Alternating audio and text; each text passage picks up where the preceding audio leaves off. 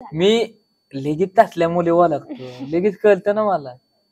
जाणार नाही पोरगी आणि गेली ती.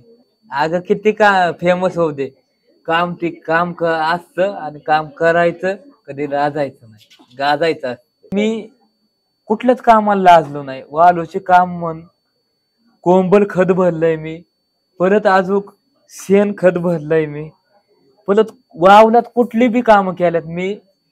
ही कांद्याच्या गोण्या अशा खांद्या उचलून मी टायलेट टाकल्यात, टलक मध्ये बी टाकल्यात, थापी लावले एकामेकावर. रानात टाकतो आपण एरिया ऊसाला,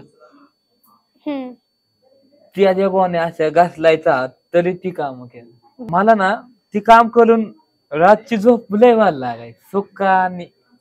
मला लोकांनी फसवले तर माझा विश्वास नव्हता आणि मला लय फोन येतात असंच टिंगल करतात. मला नाही स्वयंपाक येत, मला भाकरी बनवा हे येत नव्हतं. मी 4-5 दिवस उपाशी होतो. 4-5 दिवस मला काय करता येत नव्हतं. मला नव्हतं म्हणजे ही इंटरेस्ट नव्हतं की बिग बॉस मध्ये यायचं. मी ती बिग बॉस हे बघतात ना, यांनी मला कितीतरी वाले पाठवलेलं, बघा बघा, काहीच नाही बघितलं, काहीच नाही काहीच नाही. आणि तरी पण आज तू ट्रॉफी घेऊन आलाय. मग बघ ना, देवाने एक देणगी दिली मला, देणगी शक्ती. हुशाऱ्याने आता लय वागणार, कारण रितेश सरांनी त्यांचा माणूस मला एक दिलाय मॅनेजर.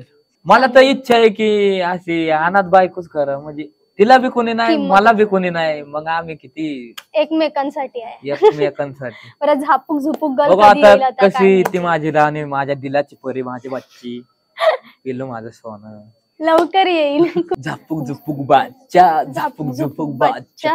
आय लव्ह यू ना पिल्लू. आय लव्ह यू ना पिल्लू. माझं पिल्लू किती क्यूट हसतं. अगं बाई, एवढं छान बाई आम्हाला यायचं नाही.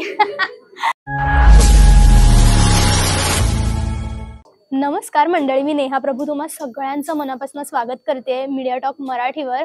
आपल्यासोबत बिग बॉस मराठीचा विनर आहे सूरज. सूरज, मला वाटतं की आपल्या इंटरव्ह्यूची सुरुवात मरी मातेचं नाव घेतल्याशिवाय, शंभूचं नाव घेतल्याशिवाय आणि बाप्पाचं नाव घेतल्याशिवाय होऊ नाही शकत. तर पहिलं तू ते कर. ओम नमः शिवाय. पप्पा पार्वती, मम्मी गणपती, भाऊ कार्तिक, भाऊ गवले, दिदी अख्ख्या देवांचा आशीर्वाद, अख्ख्या देवींचा आशीर्वाद, आई मरे माता. ओम नमः शिवाय. शिव शंभो हर हर महादेव. गणपती बाप्पा मोरया, मंगलमूर्ती मोरया. 1 2 3 4 गणपती बाप्पांचा जय जयकार. कालीच फाटलं हृदय तुटलं, माझ्या आई मरे माताचं नाव घ्यायला मला लईच भारी वाटलं. कमाल. मला हेच विचारायचं आहे की आम्ही वेळोवेळी तुला देवीचं नाव घेताना पाहिले, आईची आठवण काढताना पाहिलंय. नेहमी एक होतं की सूरजचं मन सारखं दुखायचं की आईची आठवण येऊन, की आई नाही. पण तुला माहितीये का की जेव्हा तू विनर झाला ना, घराघरातल्या प्रत्येक पोराची आई खुश झाली. माझी पण आई खुश झाली की लय जोरात टाळा वाजवला की आपला सूरज जिंकला. तर तू एक आई नाही म्हणून दुःख करत होता, तू आज इतक्या माऊली कमवल्यात, कसं वाटतंय तुला? मी अख्ख्या आयांचं मन जिंकलंय आणि मी त्यांचा लेक आहे आणि मुलगा आहे.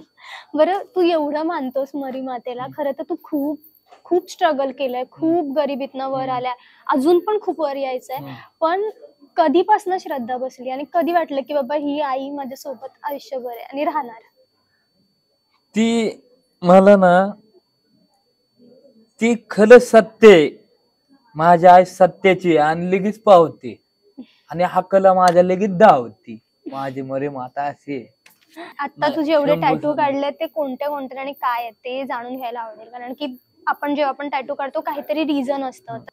राजांचा आहे. हा, महाराजांचा टॅटू काढलायस तू? कधी काढलेलं? लहानपणी? नाही, जुन्नरला काढलेलं. किती भारी.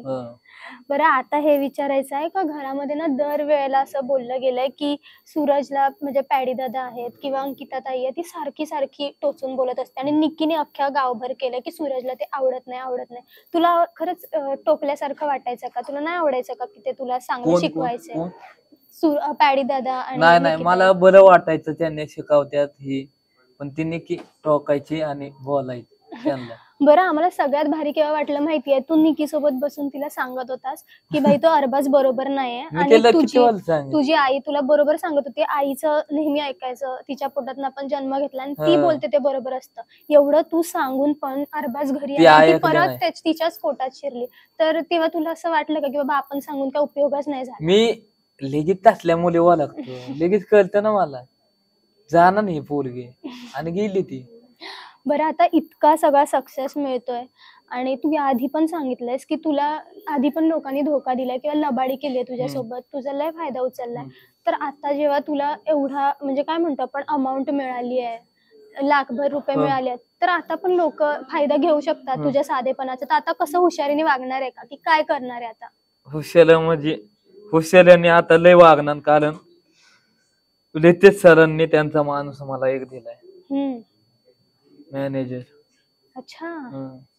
त्यामुळे आता सगळे सुरतचे निर्णय कुणी पण फायनान्शियल घेणार असेल तर तो सर माणूस असेल सर सर आणि मग होईल. रितेश म्हणजे सर. आता कोण येणार नाही करायला. आणि तुला पॅडी दादांनी पण सांगितलेलं की अंकिता ताई आहे, तिला विचारून राहत जा. असं कुणी म्हणजे आम्हाला असं कळलं की बाबा सूरजला कोणतरी इव्हेंटला बोलवायचं, त्याला म्हटलं की 10,000 घेतो, तो बिचारा 5,000 कमी पण चालतील असं पण बिचारा तो डोळ्यांनी करायचा. तर आता हा हुशारीने वागायचं ठरवलं आता का? आता आता तसं नाही ना म्हणून, हा. आता हुशार वागायचं. पण काय वाटतं, लय लोकांनी फायदा हा उचलला. हा काय जाऊ द्या, म्हणून? पण जाऊ द्या, आता ते आपलं फॅनच आहे. बरं, असं म्हणतात की उगवत्या सूर्याला सगळे नमस्कार करतात. म्हणजे जोपर्यंत तुमच्याकडे सक्सेस आहे, मग काय, ते तुम्हाला आपलं फॅनच आहे. हा. मला त्यांच्यावर ना कधीच दुःख नाही, मी आनंदात आहे. त्यांनी मला सपोर्ट केलाय, ती माझा जीव विश्वास आहे का, तीच माझा आयुष्य आहे. आणि तू म्हणलास माझे फॅन्स माझे देव आहेत. हा, आणि खरंच आहे. बरं, तर आपण जेव्हा सक्सेसफुल होतो लय लोक येतात, आपल्याला लय कौतुक करतात, पण असे पण दिवस असतात जेव्हा आपल्याला कुणी विचारत नाही. म्हणजे खरं आहे, काहीच नाही. तुम्ही आता ते बोलला ना, तर असे दिवस बघितले का कधी लय की बघितले लय. लोक आहेत आपण कधी मी विचारत सांगतो आता, ती दिवस सांगतो. आम्ही कामाला जायचो, मला नाही स्वयंपाक येत, मला भाकरी बनवा हे येत नव्हतं. मी 4-5 दिवस उपाशी होतो. 4-5 दिवस मला काय करता येत नव्हतं. चुलीव भात पांढला भात ते काय करायचं म्हणलं तरी ती कसं व्हायचं, कच्चाच राहायचा माझ्याकडून. परत करपायचा, परत ती काय म्हणतात आपलं डाळ खायचे म्हणले ना, फरसाणाचं कालवण करायचं म्हणलं त्याच्यात, तरी ती लय मीठ व्हायचं. मला जमलंच नाही, तरी मी व्हायचं करत होतो. बाई. आणि मग ह्या दिवसात ना आता बरं खूप छोट्या छोट्या इच्छा असतील ना ज्या तू अशा मारल्या असणार, की कधी भूक मारली आणि आहे? मी कुठल्याच कामाला लाजलो नाही. वालूचे काम म्हण, कोंबड खत भरलंय मी, परत अजून शेण खत भरलंय मी, परत वावलात कुठली बी कामं केल्यात मी. ही कांद्याच्या गोण्या अशा खांद्या उचलून मी टायलेट टाकल्यात, टलक मध्ये बी टाकल्यात, थापी लावली एकामेकावर. परत ती हे असं काय ते चाकलगत काय, बतासा. इलिया इरिया इरिया माहिती, नाही. रानात टाकतो आपण इरिया ऊसाला, त्या गोण्या अशा घासलायचा हात, तरी ती कामं केली. बाप रे, हे एवढं सगळं करून. बरं, आता हेच विचारायचंय, तू बिग बॉसच्या घरात पण एकदा सांगत होता की मी एवढ्या दिवसाला काम करतो, तेव्हा कुठे जाऊन काहीतरी नाही पैसे नाही, मिळायचे. मला ना ती काम करून रातची झोप लय व्हायला लागायची सुखाने. इथं काय व्हायचं माहितीये का, दुपारची झोप लागायची.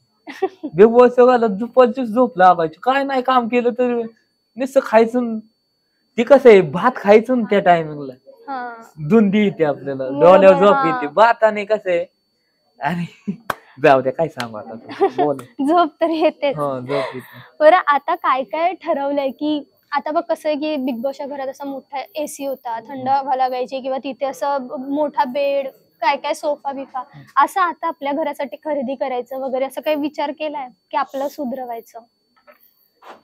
बिग बॉसचं घर बांधायचंय मला, आणि त्यांचं नाव लिहायचंय, आणि माझ्या आई आप्पाचं त्याच्यावर नाव लिहिणार मी. आणि तुम्हाला तर दिसणार ना ती लवकरच मोबाईलला माझ्या. हा, आम्ही तर बघणार, आम्ही वाट बघतोय कधी एकदा बिग बॉसचं घर बनतंय, सूरज स्वतःचं विश्व पण ती लगेच निर्माण. नाही, त्याला वेळ लागेल, टाइम लागणार. जसं ह्याला पण वेळ लागला. मेहनतीने कमवलंय, हा, 70 दिवसाची हा, मेहनत आहे, तेव्हा मिळालंय. बरं, आता हे ती पीएम कोणाचं होतं, माझ्या फॅन लावतो, त्यामुळे ही टॉप मला भेटली. कसलं भारी. बरं, आता सूरज फेम आहे आधीपासूनच होतं बाबा तुझं, पण आम्हाला कळलं तू बिग बॉसला नकार दिलता की नाही करायचं का. बरं, तू तर ट्रॉफी घेऊन आलाय आणि तुझा कॉन्फिडन्स बघून सांगतो ना, मी तुला सांगतो, मला लोकांनी फसवले, तर माझा विश्वास नव्हता. आणि मला लय फोन येतात असंच, टिंगल करतात, तुझे रेकॉर्डिंग पण ऐकली आम्ही बाहेर अशी बोलायची. बरोबर. मग त्यामुळे मी काय म्हणलं, खरं आहे का खोटं आहे, ती बाच्याला म्हणलं विचार बाबा. मग बाचा बोलला, बाच्या बोलला, आबी दादा बोललं, की हाय खरं आहे तुम्ही बिग बॉस मध्ये येणार नाहीत. मग मला नव्हतं म्हणजे ही इंटरेस्ट नव्हतं की बिग बॉस मध्ये यायचं. हा मी ती बिग बॉस ही बघतात ना हा त्यांनी मला किती तलेवाले पाठवलेलं बघा बघा काहीच नाही बघितलं काहीच नाही काहीच बघितलं तू. नाही. आणि तरी पण आज तू ट्रॉफी घेऊन आलाय. मग बघ ना देवाने एक प्रेम आहे. देणगी दिली मला देणगी शक्ती पावर दिली. बरं आता सूरज पुन्हा एकदा त्याच्या घरात जाणार, तिकडं जाणार, गावाकडे जाणार, तर पुन्हा एकदा जी कामं तू नेहमी करायचं ती करणार. करणार म्हणजे लाज अजूनही नाही तू त्या एवढं कामाला famous लाज होऊन नाही. अगं किती का फेमस होऊ दे काम असतं आणि काम करायचं कधी लाजायचं नाही गाजायचं असतं. कसलं भारी. बरं जाता जाता आता लाडक्या प्रेक्षकांसाठी सगळेजण घरात यायचे आणि सूरजचा 1-2 डायलॉग ऐकून त्याच्या स्टाईल मध्ये एकदा मला पण शिकव की. कोणतं कोणचा पण शिकव. चल मग हे का अरे बापरे कसं असं हा Zapuk Jhupuk Zapuk Jhupuk बाच्या I love you ना पिल्लू. आय लव्ह यू ना अगं पिल्लू. माझं पिल्लू किती क्यूट हसतं. अगं बाई एवढं छान बाई आम्हाला यायचं नाही. खूप छान वाटलं तुझ्याशी बोलून. तुला धन्यवाद, खूप साऱ्या धन्यवाद, शुभेच्छा आहेत. आणि तुम्हाला बी. तू आधी पण पिक्चर मध्ये दिसलाय आम्हाला माहितीये, याच्या नंतर पण दिसशील. आता सारखं सगळीकडे पिक्चर मध्ये picture. दिसणार नाही मी. आणि आपण TV सारखं तर भेटणार. दिसणार. हा भेटू. बरं ते सगळ्या लाडक्या प्रेक्षकांना काय सांगायला आवडेल जे सूरज सारखं आहेत, जे मेहनत करतायत, ज्यांना तुझ्यासारखं मोठं व्हायचंय, जे अजूनही मेहनतीची कामं करतायत. माझ्यासारखी गरीब मुलं आहेत ना त्यांना मी एकच सांगेन तुम्हाला संधी भेटली पाहिजे आणि दिली पाहिजे आपल्या जनतानी. आणि एवढंच सांगतो की पीएम गरिबांवर लय पीएम केलं पाहिजे. मी बी मला असं वाटतंय की मी अनाथ आहे तर मला अनाथच बायको पाहिजे. हो पण आता काय माहित पीएम होतय का अनाथ बायको मला भेटते. स्थळ तर येत आहेत, हा स्थळ तर येत आहेत. मला तर इच्छा आहे की अशी अनाथ बायकोच करा म्हणजे तिला बी कोणी नाही किंमत मला बी कोणी नाही मग आम्ही किती एकमेकांसाठी आहे. एकमेकांसाठी. परत झापूक झुपूक गल बघा कधी येईल आता आता काय कशी माहिती. ती माझी राणी माझ्या दिलाची परी माझी बच्ची पिल्लू माझं सोनं लवकर येईल. खूप साऱ्या शुभेच्छा. थँक्यू. त्यामुळे झापूक झुपूक दिलात गाणं वाजतंय माझ्यासारखं कधी इथं दिल निसधारात वाजू दे, असंच वाजत राहू दे. खूप शुभेच्छा सूरज. धन्यवाद धन्यवाद. धन्यवाद. चला फोटो काढा आपण. हा, चला.